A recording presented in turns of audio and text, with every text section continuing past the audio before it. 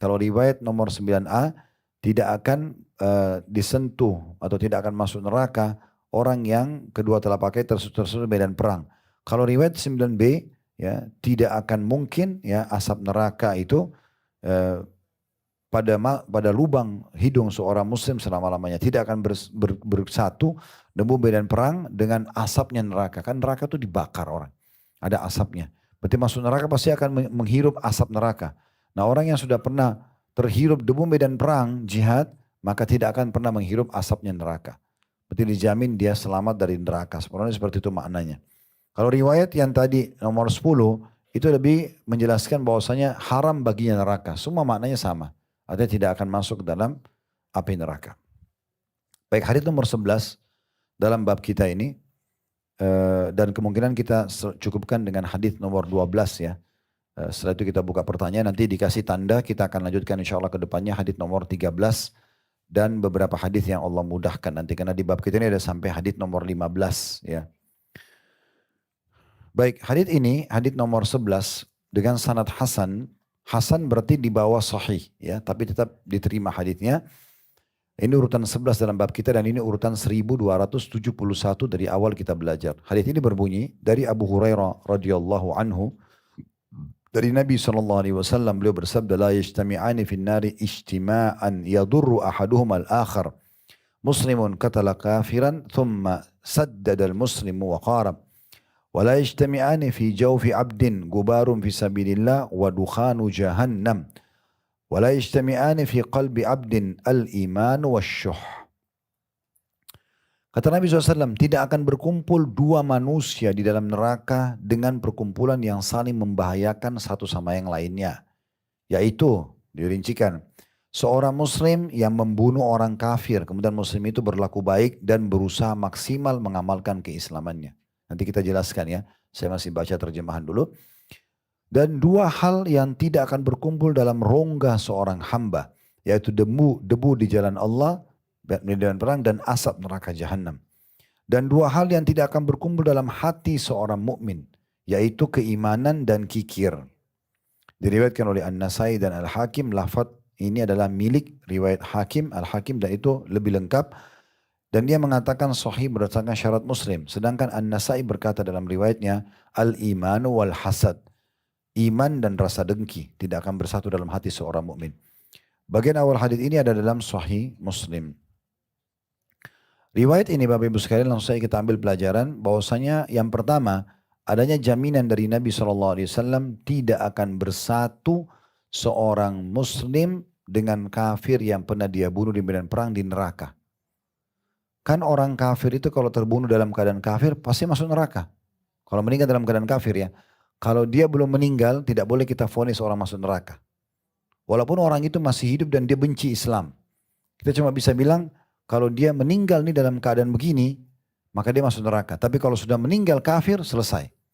Pasti neraka udah. Gak mungkin karena tidak ada lagi jalan untuk selamat. Ya.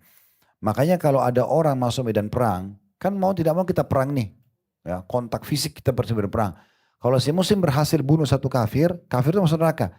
Tidak akan bersatu si pembunuh muslim ini dengan orang kafir neraka. Dia akan selamat dari neraka nih si muslimnya. Berarti ada keutamaan membunuh musuh. Ya, tapi musuh ya, biasa diistilahkan dengan kafir harbi. Orang kafir yang keluar untuk memerangi muslimin. Karena orang kafir dibagi lagi, ada kafir zimmi, kafir mu'ahad ya.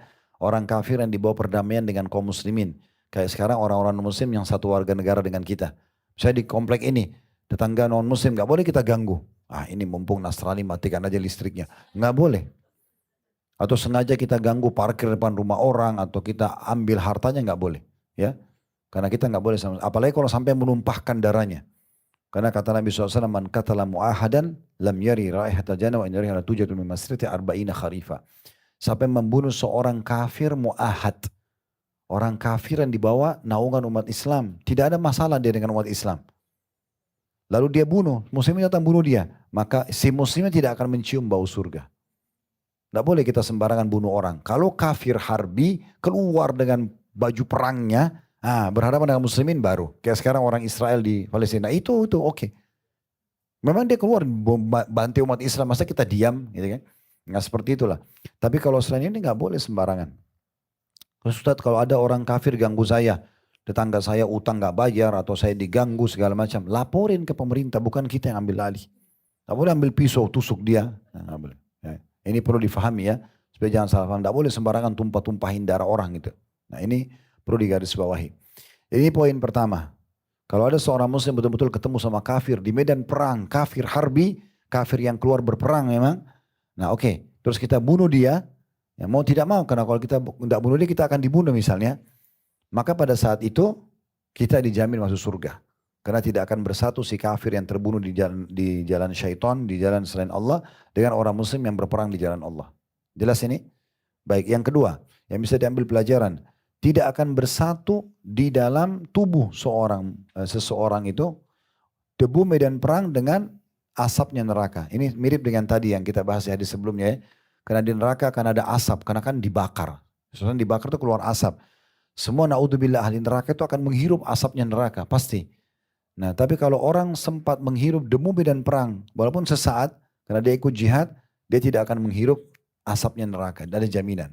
Tapi ingat saya sudah kasih syarat tadi, saya sudah sampaikan syaratnya, dia muslim, dia tidak batalin Islamnya, dia tidak tinggalkan sholat secara jahat dan membangkang, nah gitu-gitu ya.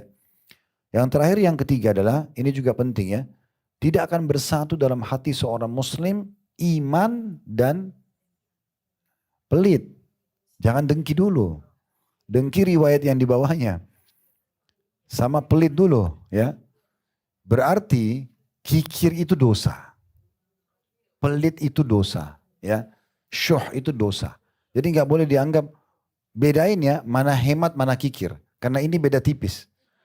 Orang biasa dia pelit tapi dia bilang oh enggak saya hemat kok, padahal dia pelit, ya.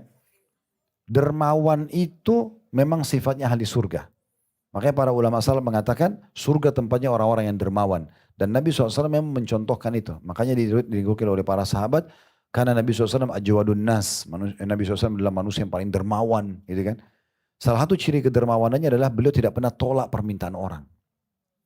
Nah kedermawanan ini tingkat-tingkat ya. Tingkat yang paling rendahnya, kalau ada orang minta dia kasih. Tapi kapan diminta? Misalnya keluar dari rumah, selama nggak ada yang pengemis minta, sudah dia tidak sedekah. Selama nggak pernah sampai ke WA dia atau grup dia, permintaan yayasan, dia tidak pernah sumbang. Nah itu standar banget itu. Itu dermawan yang paling rendah. Ya. Di atasnya itu dia keluar mencari sumber-sumber sedekah. Dia yang keluar. Dia sengaja cari mana yayasan sosial, dia nyumbang, dia sengaja keluar cari orang miskin, dia sedekah. Sengaja nyari. Dia merasa dia butuh dengan sedekah, lebih butuh daripada orang miskin dengan bantuannya. Nah itu level di atasnya. Ini mulia nih. Ya ini kedermawanan yang baik. Makanya Abdullah bin Abbas radhiyallahu anhu itu kalau tiap hari depan rumahnya ada orang-orang miskin minta-minta. Nah kalau mereka tidak datang, dicari oleh Abdullah bin Abbas. Mana tuh yang kemarin minta-minta dicari. Kalau kita kan alhamdulillah dia nggak datang gitu ya. Tapi kalau ini nggak memang dicari. Nah itu level kedermawanan tuh. Jadi sengaja nyari. Makanya Asy-Syu'bi dan beberapa ulama-ulama salaf mengatakan kita ini dalam memahami bab sedekah harus menanamkan dalam diri kita prinsipnya ya. Ini persepsi yang perlu kita tanamkan.